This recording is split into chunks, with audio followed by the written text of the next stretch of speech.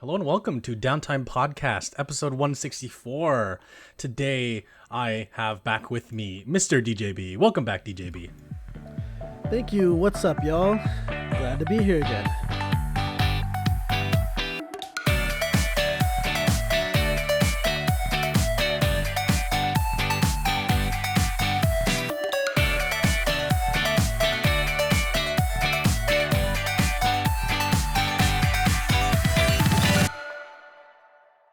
Yeah, I think the last time you were on, we talked about Japan, or was that with the boys? Which one was it? I forget. I think it might have been Japan. Yeah.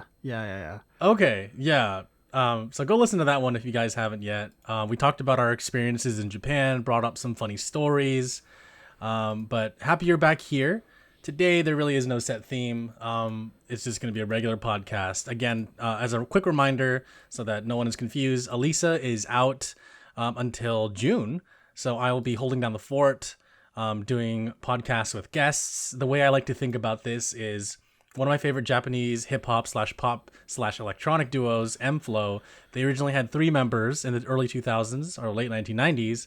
Their third member went off to do solo activities, so the two of them just started collaborating with everybody and anybody they could, and that's kind of what this is. I'm not saying Alyssa left because the metaphor is not one-to-one. Alyssa didn't leave; she's just at work. She's doing some work stuff. So I'm here with a bunch of different guests lined up for the rest of the month until at least Alyssa comes back. So DJB is one of those special guests, as my brother was in the previous week.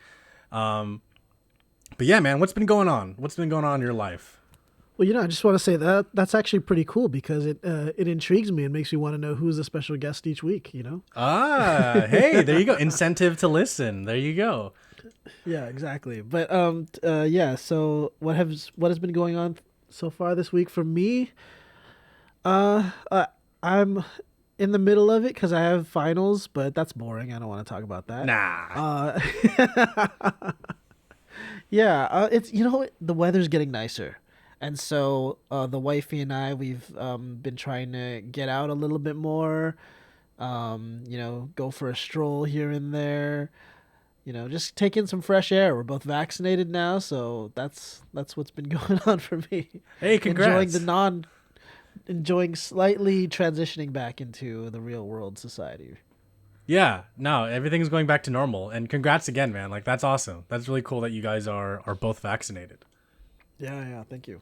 Yeah, everyone's slowly getting the vaccine in the United States. I know that the situation kind of varies depending on the country, but I just hope that if you have the vaccine available to get, I hope that you receive it as soon as you can. I like the weather too. I'm a big fan of the summer weather, especially in the Bay Area. Because it's just so nice to walk outside because, where I live in San Francisco, it's always cloudy, it's always foggy, and I'm not a huge fan of that. I do like that the weather is kind of consistent, but I like having nice days. And summer is definitely my favorite season. Also based on the fact that it gets darker later, which I really, really like. So 8 o'clock, it's 8 o'clock right now is the timing of the recording of this podcast, and the sun's still going down, which is really, really cool. Yeah, you get more of the day, so you can do more things. At least it feels that way anyway. Yeah, I agree. It feels very productive, or at least I feel a little bit more productive. Right, exactly. And I also got my first shot yesterday as well. My arm was killing me a little bit about a couple hours after I got it, and as well as being super fatigued, which are my only symptoms. I got the Pfizer vaccine, and I'm scheduled for my next one, which is in a couple weeks. But other than that, I didn't really have any major side effects, to be honest. Yeah, man, that's good. I got Pfizer as well, and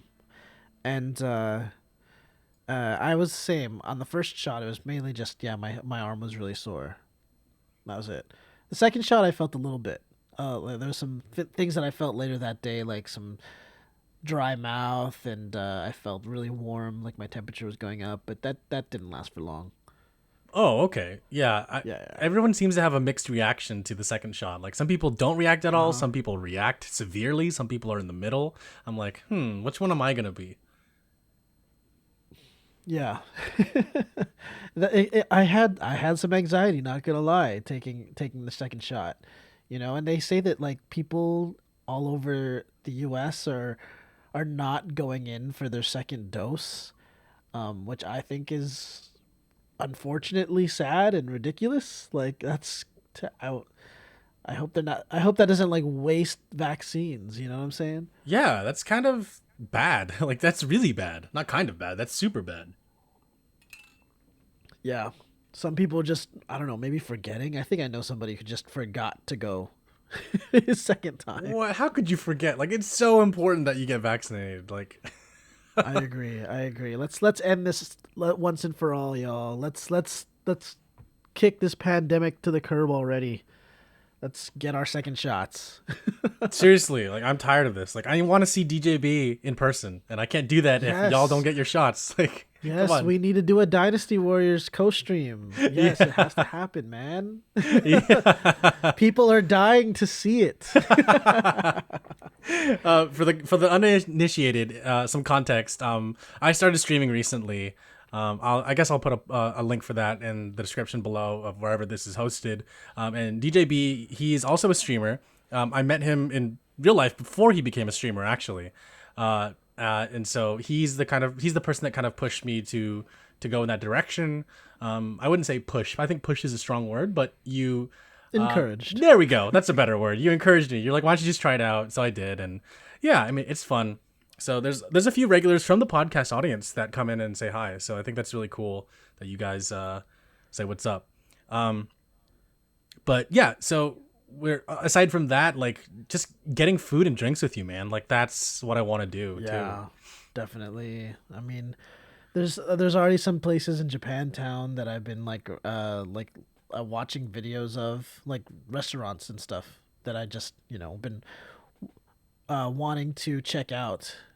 So, but I know that like you probably have some places in mind as well. So I'm looking forward to like just chatting more about that and finally making it happen. Yeah, Hanging out IRL. we should do like a Japantown trip and just like do a food tour and just like eat at a bunch of places. That'd be fun. That sounds really good. Yeah. Do maybe an IRL stream. Dude, I'm down. Like, I don't mind. Like, it's gonna be a little sad because a lot of the stores in Japantown have closed, which is so Yeah. unfortunate. But like, hopefully, once things start getting back to normal, either the previous shops will be able to get their old space back, which I highly doubt, or like some new places will take up the spots and will be, holding down the fort and holding up the torchlight to that place. So Yeah, yeah. yeah, I mean, I've been seeing the news about a lot of people struggling, and I hope that it gets better, especially for restaurants, because like not just in the Bay Area, but all over the world, a lot of restaurants are struggling with with the pandemic still, because we're still in the pandemic. People don't realize that we're still amongst this. Yeah. So please get your shots. Yes, yes. And also support Asian businesses. Absolutely, absolutely, yeah. Yeah, go to the Asian restaurants. Order Mom and takeout. pop type places. Yeah, exactly. Order takeout or dine in wherever it's available, and just be nice to people. Be nice to everybody. But yeah. So, what you been playing recently? I know Valorant has been on your list. Still. Yeah. Valorant is my consistent go-to. You know what I'm saying? But as far as games that I've been playing recently, I took up games that others have been long suggesting to me, and I finally, pulled the trigger on them recently. So one is Breath of the Wild, and I I know I'm really late to the party on that one, but better late than never. And I am appreciating it so far. I'm still very early on. For those that catch my stream of it, I'm very, very noob, which is kind of embarrassing because it's not really that difficult of a game. Like I have friends that stream Dark Souls, and I'm like failing at Breath of the Wild. But no, it's just been a while since I played a game like that. So I'm just learning the ropes a little bit, refreshing on them as I go, and that's been fun. And another one that I've been playing, of course, is Yakuza Zero. Hey. Yeah. Yeah, Jerry, I know that you have recommended that I go with that one. And get into the Yakuza series, and yeah, like I appreciate that it reminds me of Japan in some ways, and it's an era that I definitely am interested in and fascinated by, the 80s, especially like 80s Asia countries, Mm-hmm. Japan, you know, 80s city pop from Japan back then is Yes. so great to listen to.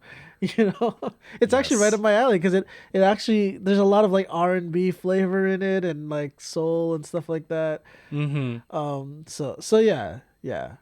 That retro 80s R&B is what I mean.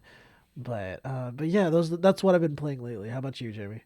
Um, for me, it's been Apex Legends and Call of Duty Warzone. I mentioned this in the last podcast with my brother, but to catch you up to speed, DJB, a couple weeks ago, a couple friends of mine reached out and they're like, "Hey, why don't you try Apex?" And I was like, "No, I'm not really good at battle royales anymore. That life is behind me. I played PUBG Mobile with my cousins and my brother in like 2018. Like, I don't need another battle royale. It was so stressful then. I don't want to be stressed out now." And they're like, "Well, we all suck." And I'm like, "Oh, I guess I'll try it out." And it was the notion that, we're not very good. If you're not good, we're also not going to be good. And we're all going to be bad together. And I was like, okay, perfect. So started playing Apex and Warzone.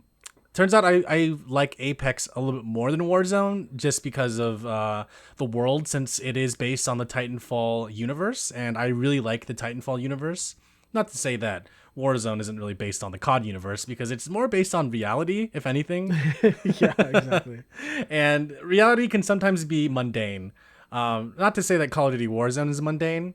I do like that you could have squads of 4 instead of squads of 3, which I think is a common thing in a lot more newer battle royales where they have squads of up to like, 3 people. I think Apex kind of started like, or popularized, I should say, the 3-person battle royale. But Apex is a lot of fun.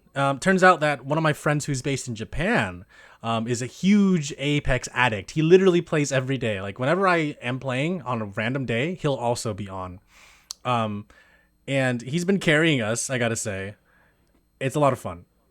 He's great. Yeah, he's really good. He's an Apex legend. Like, he just knows everything about the Oh, game. And damn. yeah, he's a veteran. And so I always look to him for guidance and for support. So he's been kind of, making the game a lot less painful, which is nice. Dead by Daylight is also like my constant. It's the game that I'll always go back to, much like Valorant for you. And it's fun still. There's an update that came out today, May 4th, as of the recording of this podcast, that kind of changed some mechanics around here and there. Not gonna lie though, like I've kind of been a little bit rejuvenated in playing Dead by Daylight because I met this streamer. His name is Jiro. He's from Japan. He's from Fukuoka, and he's a Dead by Daylight streamer. And I accidentally stumbled upon his stream because I was typing in the search bar on Twitch, Jiro, because we both have a mutual friend named Jiro. And whenever I would type in Jiro, it would automatically fill in like hiragana, and I'm like, okay, who's this Japanese streamer? And I never really clicked on his name because I was like, I don't really know what this person's going to be playing, and I don't really care because I'm looking for my friend. But one day, curiosity just caught my attention, and I clicked on his name. Lo and behold, he was playing Dead by Daylight. I was like, no way.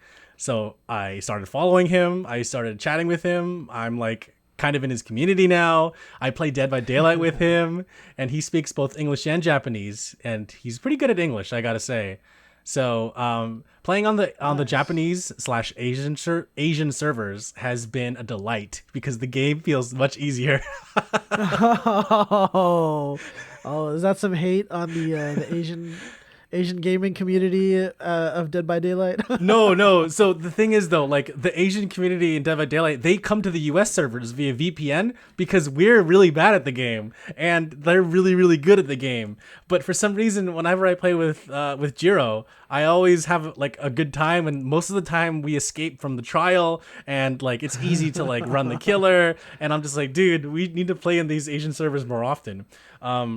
I don't know why it's easier, but it's so much fun, and I'm having a good time playing Dead by Daylight again, because before I just felt really burnt out, but now I think is a time when I'm feeling a little bit better about it.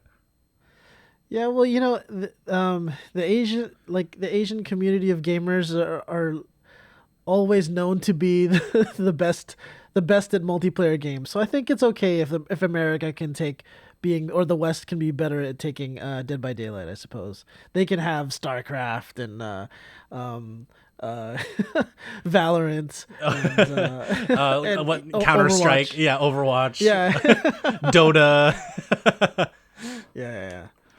They're the best at all those. So yeah. I think it's just teamwork, coordination. It seems like the Asian gaming community is much like akin to Japanese baseball, because the Japanese love baseball so much, and because there's teamwork involved, there's camaraderie. You know what side you're rooting for. There's just that whole aspect of being a part of a sports team, and I think that's where a lot of these Asian gamers flourish, is like in a team and having a common goal together. And not to sound too cheesy, but like being united against one thing definitely helps win, and it brings about victories left and right. So more power to them. Yeah, that's definitely useful now, especially as like more of these esports are becoming more and more like team type stuff. Well, I mean, there's just a lot of games right now that are big, like Valorant getting into esports, Overwatch. They're all these new leagues are coming out, and they're doing so well. So, damn, I guess that makes me want to play on the Asian servers too. I mean, you might have a good time, you might have a bad time depending on what game you play, but I feel like sure. maybe Valorant might be a little bit worse for you, or maybe it'll be easier. Who knows? True. No. Yeah. I was watching this other Japanese streamer that pops into Jiro's chat every now and then, and she plays Valorant, and I was just actually watching her play Valorant this morning, and I think you can win against her team. Let me just put it that way. Maybe try out the Asian servers one time. Yeah. I'll put it on my list to do. Your ping might be a little weird in like the maybe high 100s depending on the game, because for me, I think Japan specifically is well supported by the Dead by Daylight developers, since they had a very big Dead by Daylight tournament a couple months ago in Japan. It was an all Japan Dead by Daylight tournament. A lot of people competed in teams. There's like a prize and everything. So I think that the developers are like, investing in their Japanese audience, which is why my ping when I was playing Dead by Daylight was around 125, 130, which is not bad, all things considered. Yeah, it actually is pretty decent. Yeah, for internet that's, just okay in the Bay Area, like it's pretty good. Like even my buddy who has really, he's known for having bad internet, he had the same exact ping as I thought he would have worse ping, but it worked out fine for him. So I guess it's the Japan servers that are doing all the work.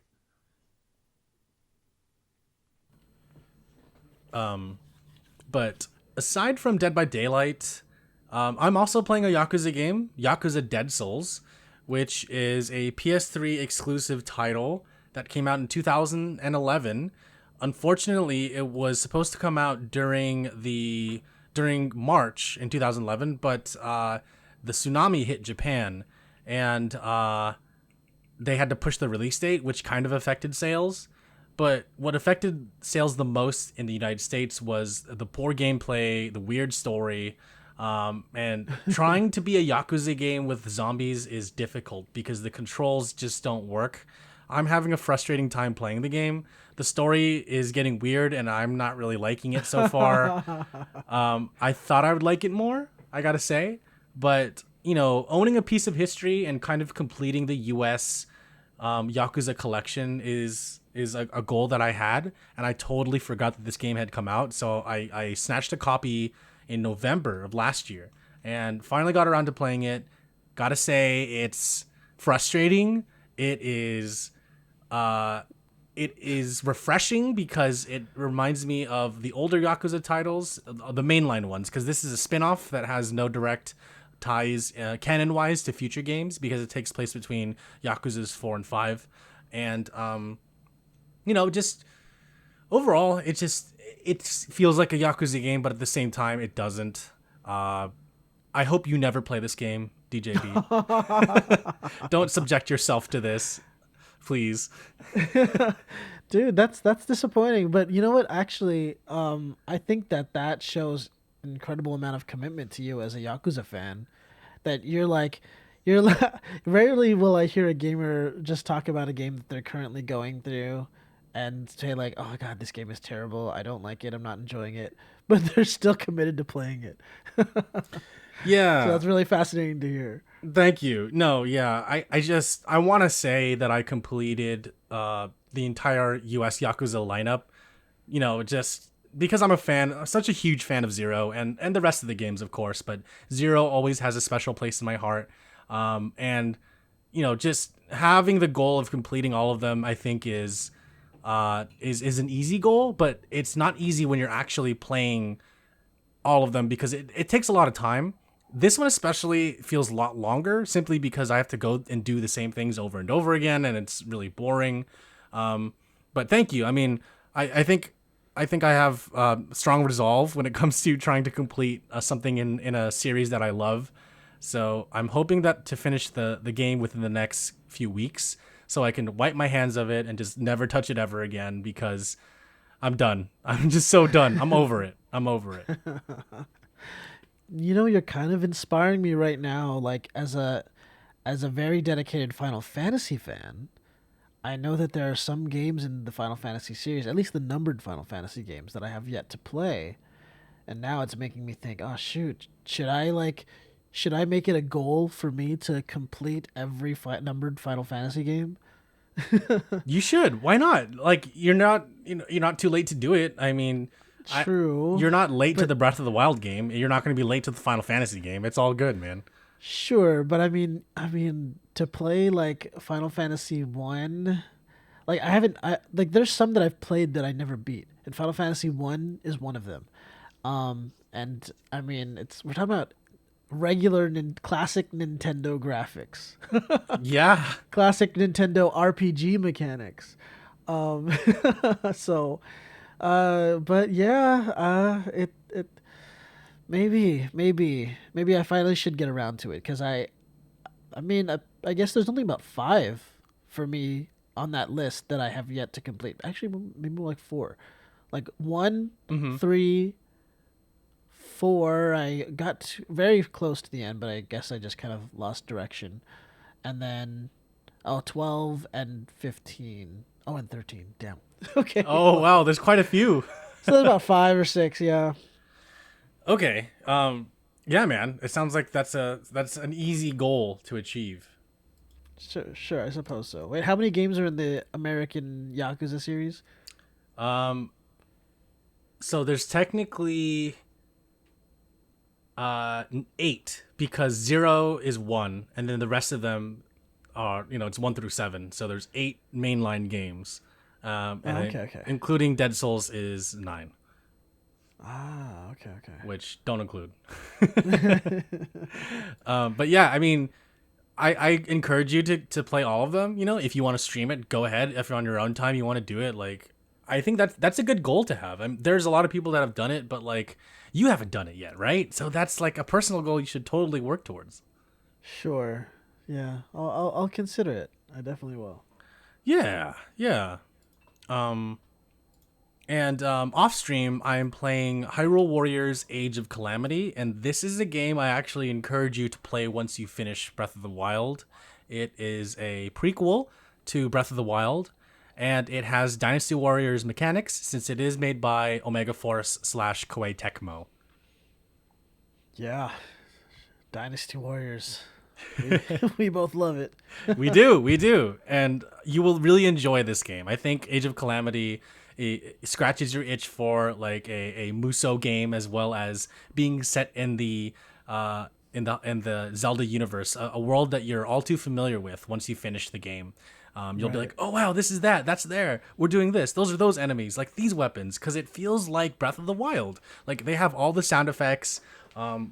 They have all the, I guess mostly the original voice cast, and the style is exactly like Breath of the Wild, which I found very surprising because they captured it so perfectly. And I gotta Wow. say, Omega Force slash Koei Tecmo is doing a really really good job at making their games look like a mainline series games, because they did Persona 5 Strikers, and they did a True. couple of other Yeah. games. I forget. It's escaping me, but they're really good at like getting the assets and stylizing the game to look exactly like the other ones. So, yeah.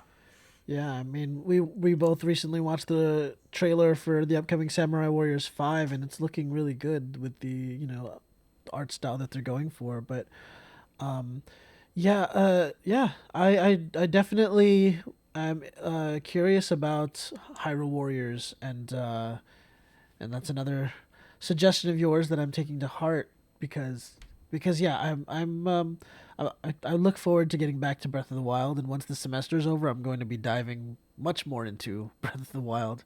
So I'm looking forward to that. Yeah, man. Yeah, I'm excited for you to continue that journey. Because Hyrule Warriors is just so hype. Like it's, in my opinion, it's really really good. Like it's a good Muso game and a good Zelda game. Two things I really like. So I'm hoping that the hype I'm giving you now will live up to that, because I hyped you up for Yakuza Zero, and I hope my expectations didn't disappoint you. Well, I mean, your expectations were really, really high, like That's true. you were hyping it up a lot, but no, I mean, a lot of other people talk to me about just how much they like that the Yakuza series and that game in particular, and I was streaming it. What was it, like last Friday? I think it was, but most of my stream was spent trying to learn, trying to be better at dancing I was watching at the that. club. Yeah, I was like, it's yeah, Friday. Let's go. yeah, yeah. So it's a lot of fun so far. Nice. Yeah, I'm happy that you're liking it.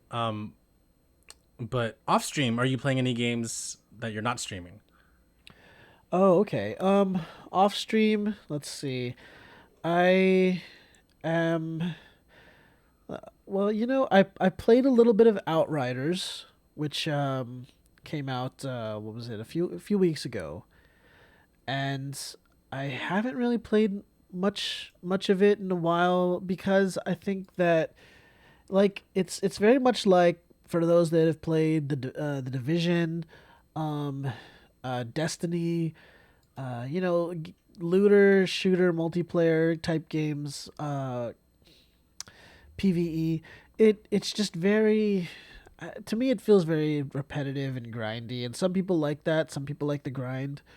Um, but for me, it's really hard to keep my attention for something like that for so long, Mm-hmm. and that's why I kind of haven't been feeling it. I haven't really been playing that. Other than that, I do like to play a casual game of Dota Underlords here and Ooh, there. I didn't know you were into Dota. I am not into Dota because I like I always tell people I missed out on the MOBA like era, but I didn't really play League of Legends, Dota, Heroes of the Storm, none of those games. But Dota Underlords is basically, for those not familiar, is basically what team fight tactics is to League. It's auto chess. Ah, Yeah. And yeah, it's just very casual, fun to play. It doesn't require like heavy reflexes like Valorant does. So sometimes if I just want to chill, listen to music, I'll just put some music on, some city pop jams, and Nice. play some Dota Underlords. Dude, that sounds like a chill time. And you don't get frustrated, right? No, not really. Nice. Nice. Um, Anything else? Any other games you're playing outside of the stream? Huh. Well, speaking of like trying to find games that I can just chill to, because I feel like everything else just can be a little stressful. I uh, I recently purchased Planet Zoo Ooh. for on Steam, and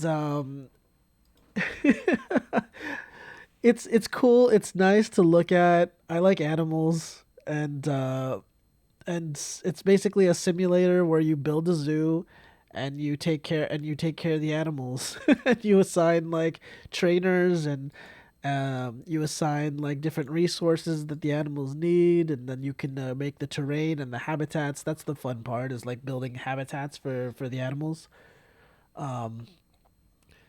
It's a lot of learning to do, because these games, there's so many options and so many tools that you use. It's almost like learning freaking Photoshop, something like that, where or like learning Adobe Premiere. You have like basically a software to maintain a virtual world. So yeah, but Mm-hmm. it is great to watch. And once you finally just get to um, tending to the animals, and just chilling, you can pause and just appreciate the weather and the environment, and you can make like really nice decor as themed type zoos, and then just uh, yeah, watch the zebras and the giraffes frolic or whatever. That is cool. It's just pretty chill, yeah. Chill games. We need more of those. Yeah, I agree. I agree. That so that game was created by Frontier Developments. They're a British developer who they basically created spiritual successors to Roller Coaster Tycoon called Planet Coaster and Zoo Tycoon Planet Zoo, which you just mentioned. Um, I was watching a documentary from NoClip. They're a local Bay Area YouTube channel that makes video game documentaries. They just fly over all around the world and interview people about Oh, their games. Of course, they couldn't do that last year because of the pandemic, but they they they're still making documentaries, and they did a documentary on Zoo Tycoon, or sorry, Roller Coaster Tycoon, and they mentioned Frontier Developments and the spiritual successors to the Tycoon series of games, and I was a huge fan, am a huge fan of Jurassic World Evolution, which is basically Zoo Tycoon slash Planet Zoo, but with dinosaurs, which is made by Frontier Developments. So wow. I totally get the vibe you're going for, DJB, with like just taking care of animals and watching them, because that's what I did with the dinosaurs.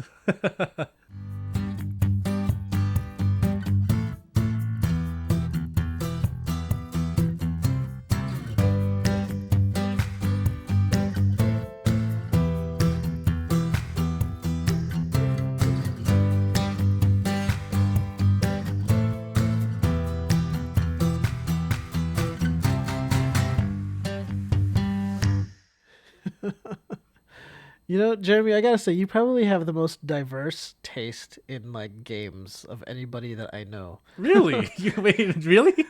I do. It just feels like every time I talk about a game or something, like you either played it, or you have some sort of context or understanding of that type of game and that type of genre and stuff like that. That's that's kind of rare. Most of the people that I know, like they have their go-to genres, and that's pretty much it. Once in a while they'll branch out here and there, but yeah. Oh, well, thank you. That's high praise, and that's a very nice compliment. I think it comes from just my curiosity about things. Like with food, I'm always open to eating like new cuisines and experiencing the food from different cultures that I've never, you know, heard of before or never thought to try. I think it comes from that. As long as I'm not allergic to it, I'll try it. But yeah, I mean, growing up, I was exposed to a lot of different games, and shooters were some of my first. But I had consoles growing up, and I think I just kind of latched on to a variety of different genres. I think my parents, my parents were kind of. They weren't very supportive, I would say, of us playing video games. They kind of just accepted that we were like, oh, you're only allowed an hour every night to play video games. We're like, okay. And as we got older, we're like, we don't have parents here. We could just play whatever we want for as long as we want. And then, yeah, I mean, I think something I that I think is relevant to you, because I don't know if I mentioned this to you before, but in that plethora of like random bits of knowledge I have and random video games I've experienced, like I played 100% through a Star Trek video game without ever watching the TV shows. I mean, I've seen bits and pieces of the old 1960s show because my parents kind of exposed that show to us. But I played Star Trek, Deep Space Nine, The Fallen, all the way through with my brother. Like, we took turns playing on every level. And wow. Yeah, we beat the entire game, and we're like, wow, this is really cool. But we never thought to watch the show. We loved the game so much. We still love the game. I might do a stream in the future of me playing that game because it's just so random. Like, I'm not a huge Star Trek fan at all. Like, I love the quote unquote Kelvin timeline, with all the new movies and the younger cast. Like, I think those are really cool, but I think because I like them because they're so closer to Star Wars in the fact that there's a little bit more action, a little bit easier to understand drama. But, as an adult, as I'm getting older, I kind of want to watch the older shows. I want to experience those shows like, The Next Generation. I want to watch Deep Space Nine because I want to experience some of the themes that maybe I didn't understand as a kid. Yeah. You as a young person, you were exposed to those shows and you kind of accepted those things growing up, and that influenced you a lot. So it's, I want to know what that was like when I watch it. Like I want to see what you saw through your lens. Aside from just playing a random video game in the Star Trek universe, I highly recommend. Yeah, I mean, since that is a game that you liked, Deep Space Nine, I highly recommend trying out Deep Space Nine. And if the first season is too rough, just skip to like season 3. Wait, really? Yeah, anybody who knows Deep Space Nine knows that the first couple seasons are kind of booty, but but yeah, once Cisco finally gets a beard, then Deep Space Nine is grade A Star Trek. Okay, but wait, this Deep Space Nine game was Sure. that a PC game? I don't know if it came out on any other console, but I played it on PC. Okay. Yeah, I might have seen, because I recently streamed actually last night. Yes. I was there. I loved it. All the terrible graphics and everything. It was amazing. Yeah, I recently streamed Star Trek Voyager Elite Force, and I I labeled it a surprise game stream because in honor of May the 4th, which is today. And so I started it at midnight and revealed that I was going to play Star Trek Voyager Elite Force. and see, this is and this game was built off of the Quake engine by Raven Software. And it was my first my first PC game and first person shooter, I think, ever that I played.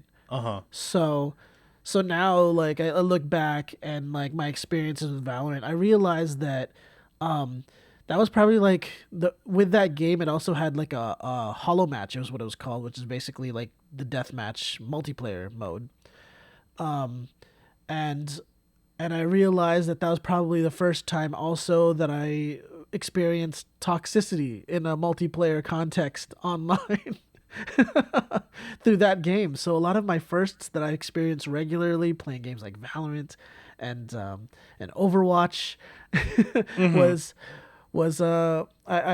I always think back to my first experience playing Star Trek Voyager Elite Force. So, but when I was looking for that game, I found it on Abandonware, Ah, just, and I think I saw that game too that you mentioned, Deep Space Nine, The Fallen, was it? yeah, So that's correct. Yeah. yeah, so maybe, gosh, maybe I need to download that and give that one a try too, since you said you liked it so much. Yeah, I mean, As a non Star Trek fan, you like that, so that I think that means something. I know it's so weird, right? Like, so my dad had this game, and we were like what, like 10, 11, 12, around that age, and we were vacationing in Hawaii, and we were staying at a relative's house, and they had a computer there, and he's like, "Yeah, just use it." So we just started, playing demos, and then we found that disc, and my dad's like, "Oh yeah, go ahead and play it. I don't think you guys would like it because it's not really like Star Wars." Turns out the game has a lot of action, so it was kind of like Star Wars. And you play as Major Kira Nerys, Nerys. Nerys, and you have to go to Yes. Cardassia, and you have to save the Cardassians, and you have to save this Cardassian scientist. And I remember particularly, you get your phaser out, you start killing Cardassians, and the guys, these are heretics, just like random terrorists who go after you, and they're like, "For Cardassia!" And then if you start shooting them and like zapping them at just the right time, they'll go like, "For Cardassia, and they just start dying." So my brother and I got a kick out of that. We were like, "What? This game actually isn't that bad," knowing nothing about Star Trek, and you know, playing it over and over again was a lot of fun during that summer because we would just spend a whole day playing the entire game. And my parents didn't know what it was about because we were having so much fun. And they're just like, "It's Star Trek. I guess it's okay. It's all science fiction." So we're like, "Yep, it's all good." Um, but yeah, I mean, Lieutenant Commander Worf is in there. I think there's another Cisco's in there, from what I Nice. remember. And you go to the station and you meet Quark, and he's like at a bar, and he's like, "What's up?" And I'm like, "I don't know. What's up with your head, man?" And Yeah. yeah, Was Odo in there? I don't Constable. remember. Oh yes, yes, Constable Odo was there. Yeah. Yeah. Yeah, Uh, Odo's my favorite character from Deep Space Nine. okay, you don't get to play as Odo, but you do meet Yeah. Odo. Sure.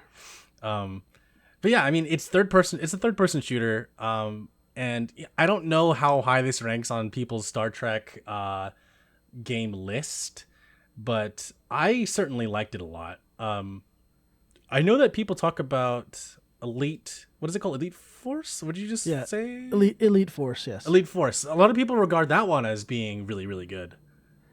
It was, yeah, or I guess yeah, it is because I was playing it last night and it still holds up in a lot of ways. The movement, the controls are still the same.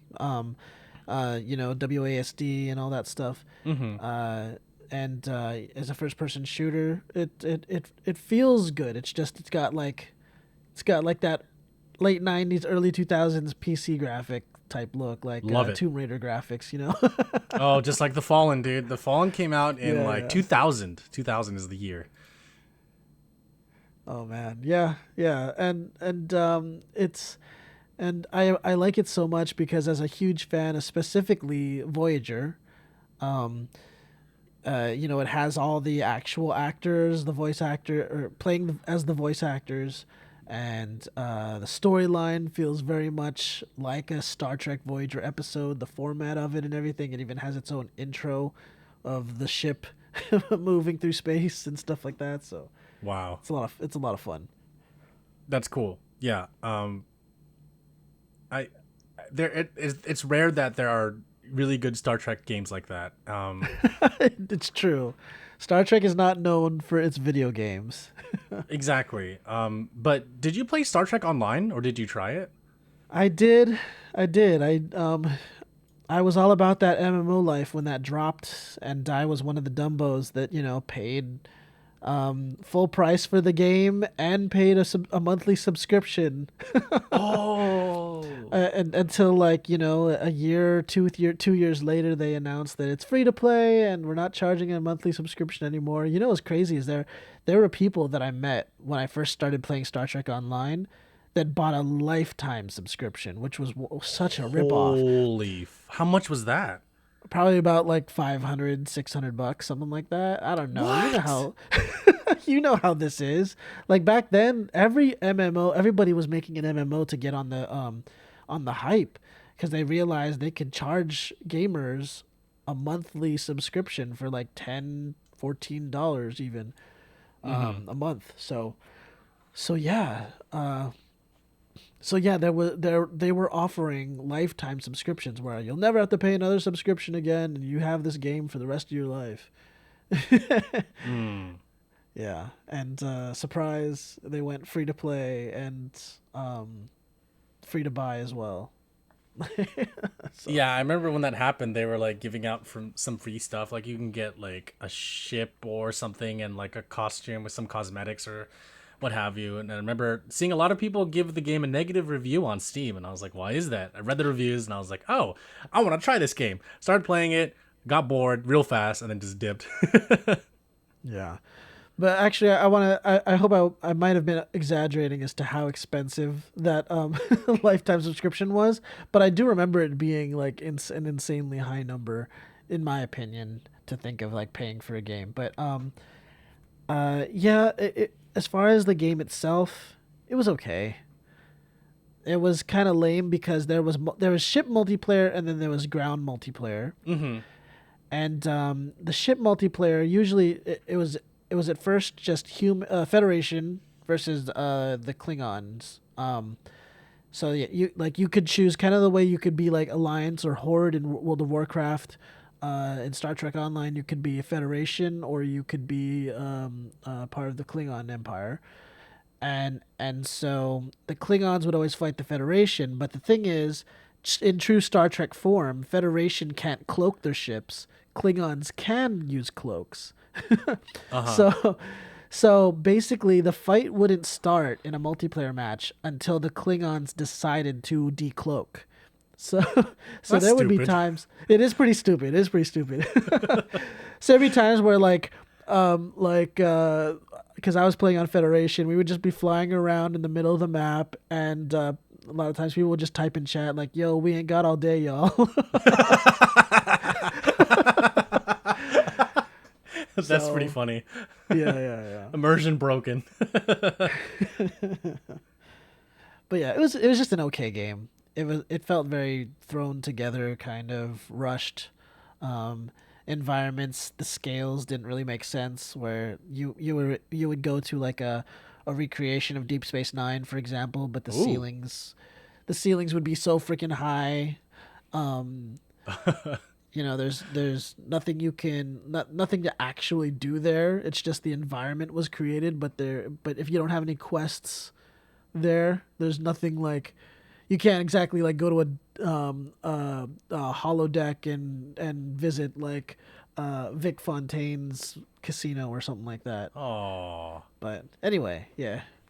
I see. I see. Well, I mean, I haven't touched the game in a really long time too, so maybe the devs got wise and maybe had some fans come and revamp it because it seems like that game needs some much needed love, and it feels like Star Trek fans keep getting shafted when it comes to video games. Well, I mean, I'm sure that there's definitely been a lot of DLC and content that's been created since I quit playing. So Hmm. maybe it's a much better game now. You never know. Yeah, it's a possibility, right? Yeah. Um, yeah, man. Let's talk about some news. Let's do it.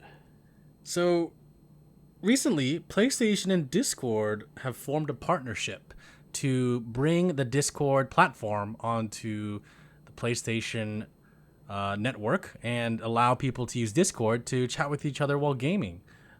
So some previous context there. Discord was actually looking for some potential buyers. They set themselves up for sale almost, and it turned out some big name companies wanted to throw their hat in the ring. So Microsoft was the biggest one that I think came out, and it made a lot of sense.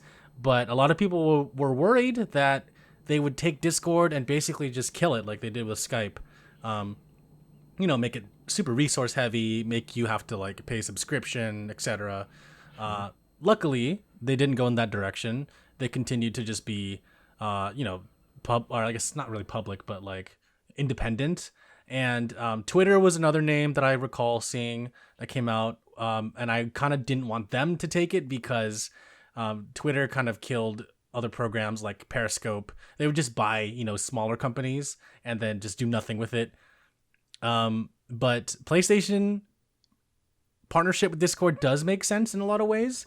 One, when you hook up your accounts to your Discord account, you can't actually hook up PlayStation. You can hook your Xbox account up. You can hook your Twitch account, your Steam account, and there's quite a few others. I think GitHub is also an account you can hook up, but not PlayStation. So it seems like we're finally able to get PlayStation accounts connected to our Discord accounts, as well as have the Discord client natively on PlayStation, which is really exciting. Wow, that is really exciting, honestly, because everybody who plays on PlayStation knows that PlayStation chat is not the business. It's garbage. Yeah. And the fact that I have a lot of friends that I don't interact with as much anymore because I spend more time playing on my PC these days than I do on my PlayStation, particularly with Overwatch. To know that we could potentially jump into a Discord call, here and there, and it would be much easier to do. I think that's cool. There's a lot of like PlayStation friends, but they don't really use Discord because they don't play on PC games. So yeah, right. I think there's a lot of potential there. That's exciting. Yeah, likewise. To add a personal note to that too, I had my buddy that I play Apex with, who's based in Japan. He kind of knows what Discord is, but he doesn't. He can't hear us in the game if he uses Discord, because he has to either like put his computer on and have it blast, but it's gonna have a lot of feedback from his game, so we can't hear our games. And he plays on PlayStation, so I think this is exciting news for just PlayStation gamers in general to be able to play with people, because there's a lot of cross-console games, a lot of cross-play that's that's becoming more common among systems. So yeah, I mean, like, you got games like Apex, Dead by Daylight, and console players aren't able to talk to PC players most of the time as far as chat goes, like typing in chat. So now that there's going to be console players and PC players, particularly just PlayStation and PC players that are able to talk to each other, I think that's going to be really cool, and I hope that this partnership leads to better things. Continuing on the PlayStation news, the PS5 sales surpassed 7.8 million so far. Damn. It's a lot of consoles. Good for them. Yeah. Are you going to get one in the future? Yeah, no, I definitely do. I definitely do want to get one. As far as when, I'm not too sure. It all depends. I feel like there are a few games that I'm looking forward to that definitely encourage me to want to hop on the PS5, but so far I'm content with just what I've been playing lately. But yeah, wait, you have a PS5, right, Jeremy? Oh no, I don't. Oh, no, not yet. Okay. Yeah, okay. It's either I'm gonna wait for a really good sale, which I'm kind of just like, I'm not in a rush to get one, Sure. Yeah, same. Yeah, or I'll wait for like a couple years from now when they have the slim model. I'll just get that because the PS5 will not fit in my media cabinet. Like, it's way too big. Yeah, you have all those retro consoles, right? I do. When you come over, you'll be able to see them and just like look through them and see what kind of games I have. It's gonna be fun, but yeah, I need space. I need something smaller. Like, it's too big, so I'm probably gonna wait. I'm leaning towards waiting for the slim, or like the more high tech version of it. Sure. Do you plan on getting like the one with the drive, the disc drive? That's a great question. If the newer model has backwards compatibility with PS4 discs, because there's a chance that the new version might be digital only. Yeah. So if it does come with an option to have a disc drive, maybe I'll consider that version. But if not, I'll still have my PS4, so no issue there. But I would prefer the disc drive just for nostalgia reasons. It's the same reason why I have a phone that still has a headphone jack, for nostalgia reasons. I still use it. I still use a headphone jack. So, I didn't get it because I wouldn't use it just to look at it. I got it because I actually do use it. Sure. Yeah, a couple more news stories here. So, G4 TV is coming back. Did you ever watch G4 TV? All the time, man. That was my show.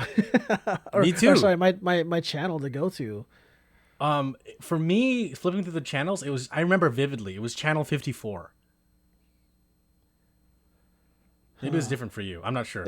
I'm pretty sure it was different for me, but yeah, I definitely would. When I was, what was it, like 2009-ish, 2010, I pretty much would just swap between G4 and the Travel Channel. Oh, wow. That was my personality back then. Nah, that's good. You get your exotic locales and you get your video games. Yes, exactly. Yeah, I watched a lot of G4 as well growing up. I remember Cheat. I remember Arena. X-Play was one of my favorites, as well as Attack of the Show. Yeah, yep. Attack of the Show. And then Ninja Warrior. And they also had Lost for some stupid reason. And they also had Iron Chef. So... yeah, Lost, a lot of cops. Dude, oh my god, this is way too much. Like, every time at night when I would flip to G4, it was always cops, and I got so annoyed. I'm like, just play some reruns of X-Play. Like, come on. Yeah. I remember even like watching like G4 back in like the early 2000s ish. When I had it for like a minute. With I remember watching Filter with Diane Mizota. I just thought she was cute, but that was like way back in the day. So yeah, I mean, yeah, G4 has a lot of like nostalgic feelings for me when I'm thinking about like, Attack of the Show was where I would see a lot of the memes that are before viral memes were really a thing. Like, you would just see them play videos that they found on the internet, which were pretty hilarious. So yeah, it was a great it was a great network. Yeah. Super sad that it ended, but they announced a revival a couple years ago, I think. If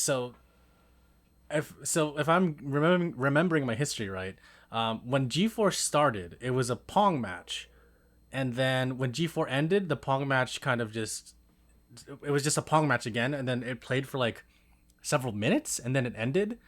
And then when they announced the revival, it was like a warehouse and they showed like Pong again. And it's like, we never left or something. I was like, yo, this is so hype. Cause like everything came full circle. And, last Thanksgiving, they had a special with Adam Sessler, Morgan Webb, Kevin Pereira, Olivia Munn, and then some other hosts from other different shows, as well as like former hosts of Attack of the Show and X-Play. And they were like, yeah, we're having this little reunion, and we're this is confirming that we're reviving the network. So, yeah,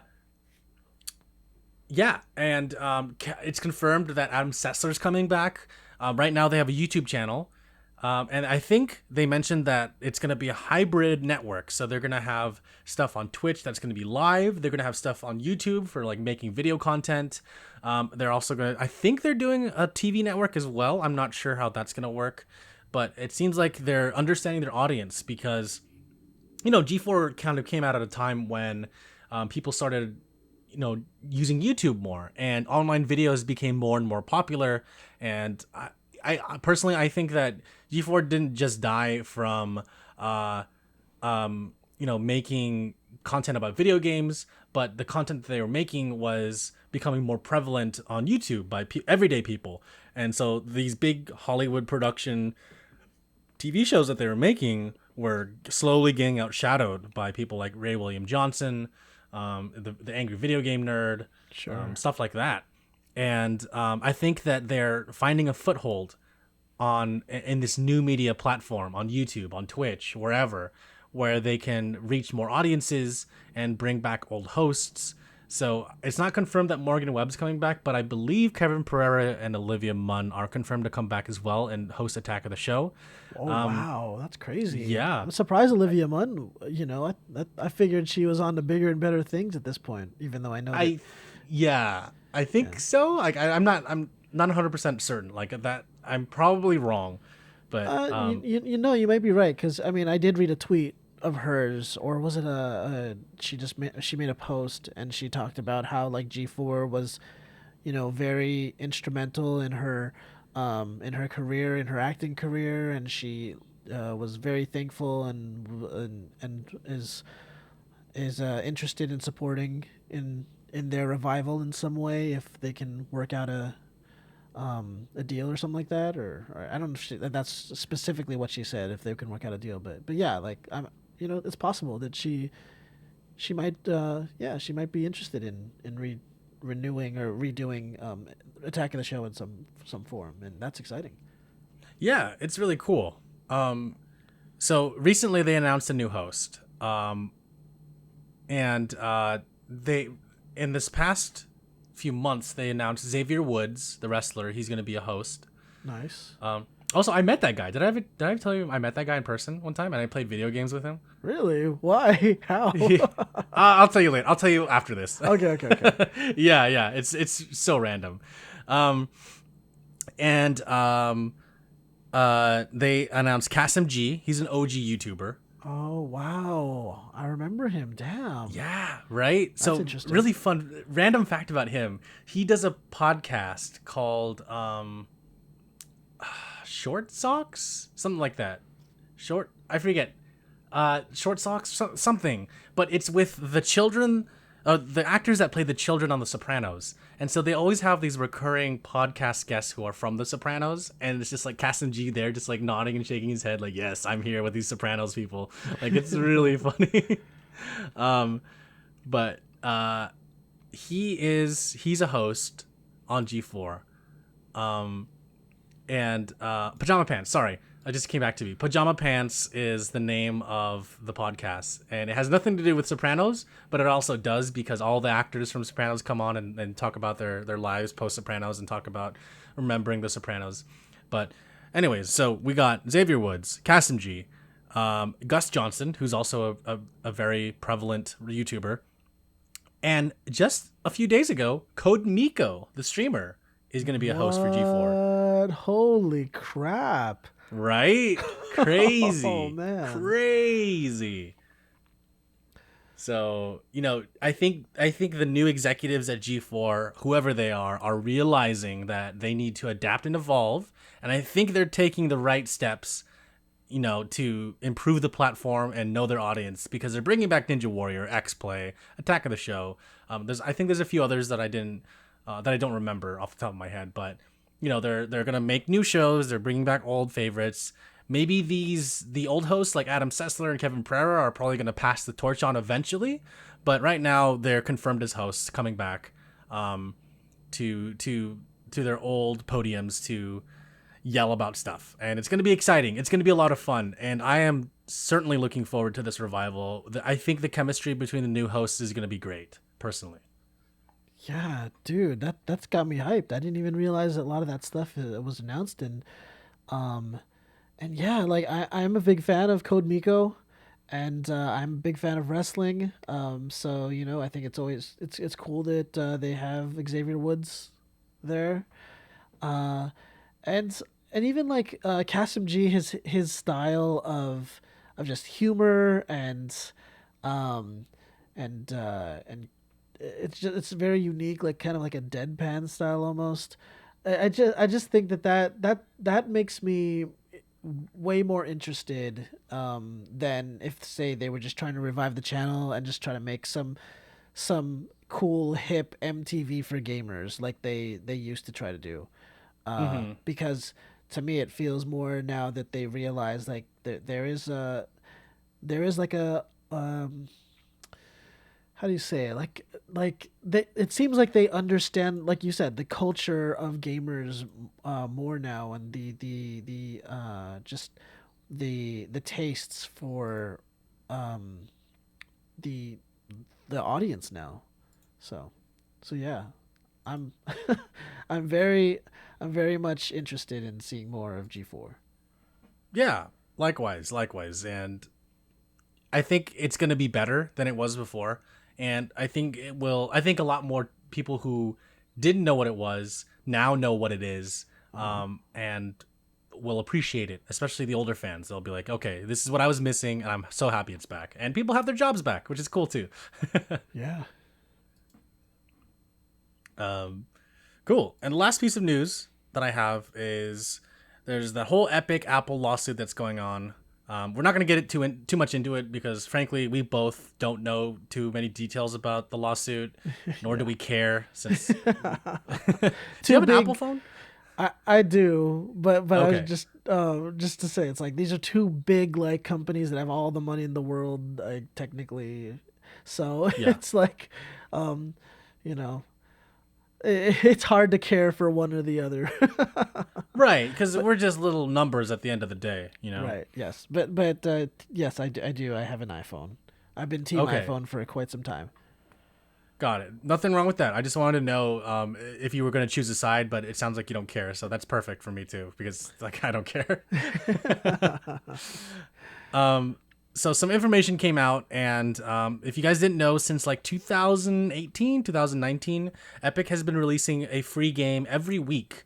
And they're still doing it, but they spent $11.6 million on free games, and they gained 5 million new followers in return.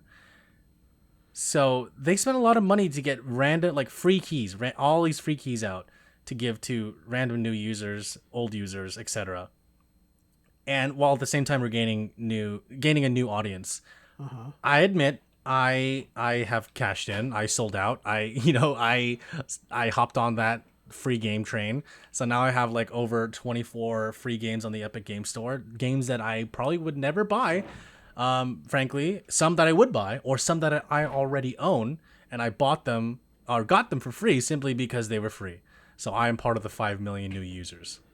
I too am also part of the 5 million new users. We're like admitting something, admitting a crime. Yeah, no, I think I jumped on when they announced that GTA 5 was going to be for free through Epic Games. Nice. And then from that, I also got like Remnant from the Ashes, which I spent quite a good amount of time on. So yeah, no, it was worth it, I suppose. So. Yeah. I mean, you're paying nothing for a game that's like now $30, right? You're saving a lot of money. Right. And some people might tell you, "Oh, you're supporting Epic, like they're a terrible company." But man, at the end of the day, we're supporting a bunch of terrible companies. My email's Google. This email's Google for for the podcast, and Google does a lot of shady shit too. Everyone's gonna sell your data, so you got to pick and choose your battles. At the end of the day, I'm getting a free game, and that's what all these other 5 million people said too. And some of them might be hypocrites, but I'm not going to tell you shouldn't get these free games. I want to be like, hey, you don't want to spend money? Get a free game. It's going to be through Epic though, so there's that.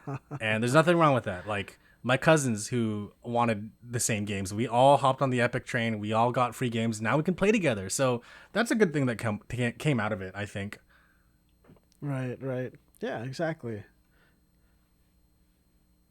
Yeah, so that's the only piece of news I wanted to talk about that came out from the Epic Apple trial. The rest of it, I don't give a fuck about. Y'all can settle your rich people shit later on. But yeah, man. So we're winding down the podcast. It's been a good hour. Everybody, please follow DJB. He has now rebranded himself. It's new year, new me, DJB. Yes. Go ahead, please. DJB_remix. So be sure to catch me at twitch.tv again. DJB_remix, formerly known as DJ Babikahan. Honestly, I just wanted something easier to spell for people. You know what I'm saying? I gotta be forward thinking. So, um, but yeah, I stream on Mondays and Fridays, and I once the summer comes around, I hope to stream a little bit more than that, but more announcements on that to come soon. So be sure to um, keep checking me out. And you can also follow me on my socials as well, DJB_remix. Yeah, and links to all his stuff will be in the description of this video. Wherever links are able to be clickable, wherever this is hosted, you will find all those links in the description. So please give him a follow. He's on Instagram, Twitter, as he just said, Twitch. And he's active on everything. So please check him out. He's a really good friend of mine, really cool guy, really good gamer. And if you guys want to know more about Yakuza Zero and his experience, please check him out. You stream that on Fridays still? Yes. Yeah. Cool. Yeah, for the time being, it's Fridays at the recording of this podcast. But of course, that could change. So you got to follow his socials, man. Got to check him out. Right. And yeah, I mean, a lot of our audience, DJB, are Yakuza fans as well. And I keep mentioning this, but our podcast is kind of based on our Alyssa and I's love of Yakuza and Yakuza Zero. So lots of Yakuza fans in our Discord server. People who listen are definitely Yakuza fans. So yeah, if you guys want to see DJB play it for the first time, he's still kind of early on in the Yakuza Zero storyline. So and plus, I'm sure most of you have already completed the game, so you won't be lost when you see it. Yes, yeah, check just it out, guys. keep in mind you're coming for the handsome looking guy and the commentary, and not so much the actual gameplay skill, because that's not definitely gonna be there. We're there for the great skin. Yes. The skin regimens. So with that being said, if you guys want to follow us, you can reach out to us, contact at Downtime.Live. That's our email. You can send us a comment or question. Again, that's contact at Downtime.Live. You can go to our website, www.downtime.live, and you can fill out the contact form by just clicking on the word contact. You can join our Discord, where we talk about video games, movies. We talk about TV shows, anime, video game. I just said video games, but we talk a lot about video games, video game news. And that link is in the description of this podcast, wherever it is hosted. You can follow us on Twitter. Downtime.Live is our Twitter handle. We are available on Podbean, Spotify, Apple Podcasts, Google Podcasts, Stitcher, YouTube. Wherever you can leave a comment, you can post a question there, leave a comment there. We'll read any of it on the podcast. Apple Podcasts, you can also leave us a review there, and we'll read that on the podcast. Right now, I think we're 5 out of 5, which is great. Recently just got on Spotify and Google Podcasts, so expanding our horizons a little bit more. We're able to reach more audiences. So yeah, please check us out. Leave us comments or questions. We love hearing from you guys. It still makes me happy and warms my heart when we get questions from our audience. I feel like I'm kind of pestering the audience a little bit by forcing you guys to ask us questions on our Discord, and I apologize. I feel like I want our guests to be to be asked these fun little questions too, because it's awesome. It's awesome hearing from you guys. I can't get over that. I can't get enough of that. But DJB, thank you so much for being here. I really appreciate you being a guest. Yeah, it's been my pleasure, yo. DJB will be back. This is at the end of a Marvel movie. You'll see DJB will be back. You'll be on an upcoming podcast. So what that podcast will be is going to be a surprise. And I hope you guys will be there to listen to it when it finally comes out. But everybody, thank you so much for listening to Downtime Podcast, episode 164. Have a good night.